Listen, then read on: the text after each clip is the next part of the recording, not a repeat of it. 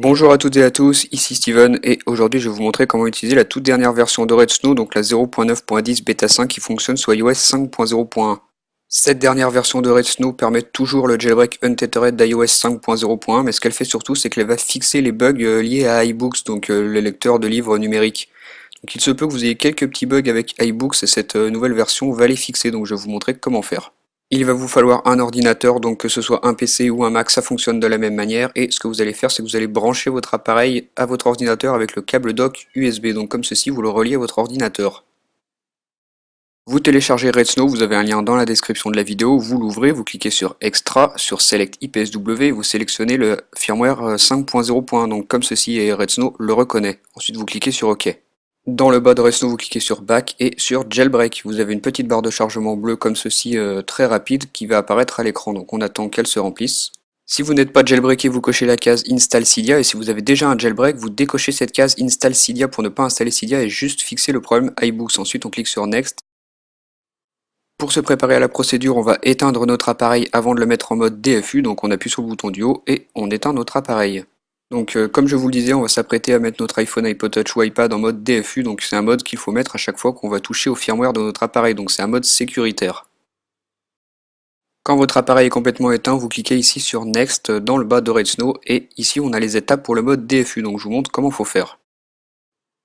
Vous allez commencer en maintenant le bouton Power pendant 3 secondes, vous allez voir la pomme qui apparaît à l'écran. Ensuite, sans relâcher le bouton Power, vous appuyez une dizaine de secondes sur le bouton Home, donc Home et Power pendant une dizaine de secondes. À la fin de ces 10 secondes, vous relâchez le bouton Power, donc le bouton du haut, et vous restez appuyé sur le bouton Home. Une dizaine de secondes également. Et quand votre appareil est en mode DFU, vous avez un écran noir comme ceci. De son côté, Redsn a reconnu notre appareil en mode DFU, vous voyez qu'il commence à travailler, vous voyez des barres de chargement qui se remplissent dans le bas, donc vous ne touchez à rien, vous attendez que ça se fasse, vous ne débranchez surtout pas votre appareil. Redsn vous affiche à présent Waiting for Reboot. À l'écran de votre appareil, vous allez avoir cette image qui apparaît sur l'écran, donc c'est tout à fait normal, hein, ça signifie que le jailbreak est en train de se dérouler correctement. On a une dernière barre de chargement sur Redsn, voilà, celle-ci a terminé de se remplir, on va bientôt avoir un nouveau stade qui apparaît. On a la mention Uploading Kernel, Rebooting et à présent Dawn. Donc maintenant c'est terminé avec Redsn, tout se passe sur notre appareil. Vous pouvez voir toutes les lignes de code qui apparaissent à l'écran, donc des lignes blanches sur fond noir, ne vous paniquez pas, c'est tout à fait normal. On attend que toutes les lignes de code aient fini de défiler, ça peut prendre quelques minutes. Vous ne débranchez surtout pas votre appareil.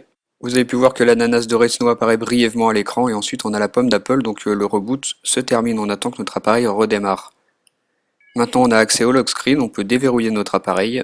Si c'est votre premier jailbreak, vous avez l'icône de Cydia ici, et si vous avez jailbreaké par-dessus un autre jailbreak, les erreurs d'iBooks ont été fixées, donc iBooks fonctionnera parfaitement, il n'y aura plus de petits bugs.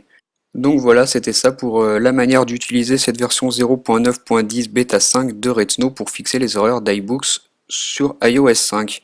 Donc j'espère que vous avez aimé cette vidéo, qu'elle vous aura aidé. Si vous avez des questions, posez-les dans les commentaires et à bientôt.